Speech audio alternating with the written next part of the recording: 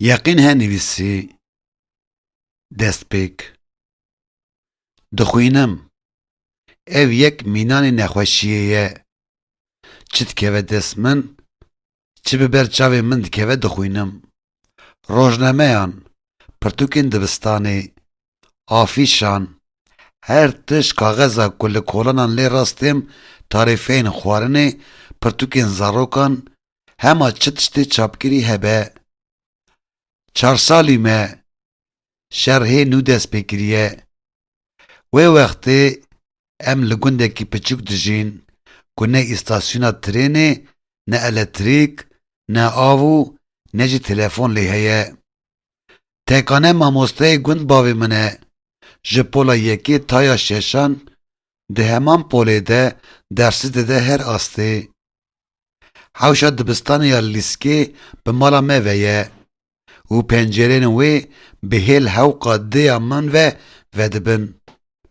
Hinga ku pencereya dawiyê ya hêwana me ya mezin ve radipelikim, tevahiya polê dibînim. Tevê bavê xwe yê li pêşber şipyaye û li ser textê reş tiştanan dinivîsîne.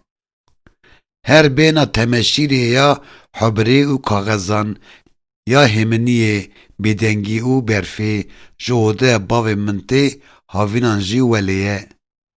Her bêhna sewalên serjêkirî ya goştê kelandî, ya şîr û rêçalê wînên ya cilên şil û mîza pitik ya diltengiyê, deng û hengame û hengamiya havînê ji pêşkeha mezina diya min tê, zivistanan jî welê ye. Wexta hewa dest nade ku em li derve bilîzin, wexta ku pitik ji her wextê bêtir digrî û diazire, wexta ku ez û birayê xwe li pêşkehê dikin heyte hol û pelîse.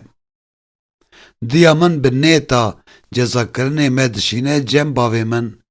Em ji malê dertên. Birayê min li ber kolindêra êzingan tê de nijinan dî disekine. Ê min ez dixwazim li vir bimînim. Ez ê hinek êzing hûr bikim.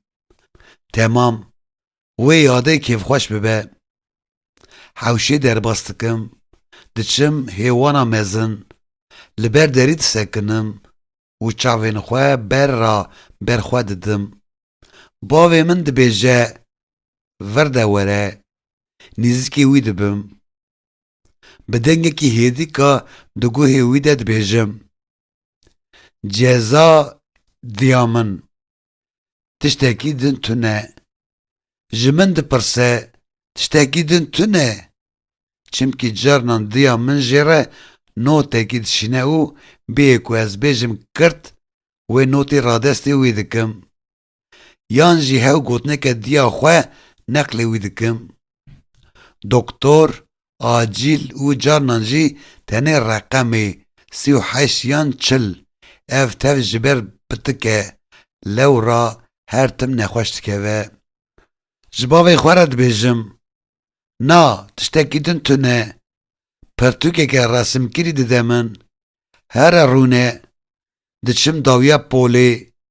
Li wir li pişt zarokên mezin tim kursiyên vala hene. Bi vî awayî di temenekî pir piçûk de bê ku pê bihesim û bi temamî ji xweber bi nexweşiya bêderman a xwendinê dikevim. Wexta em diçin serdana kalik û pîrîka min a ku li bajarekî nêzik di xaniyekî bi av û elektrîkê dijîn. Kalikê min bi destê min digire û em bi hev re seriyekê didin dar û cîranan. Kalikê min rojnameyekî jî pêrîka mezina parkeyê xwe derdixe û cîranan dibêje.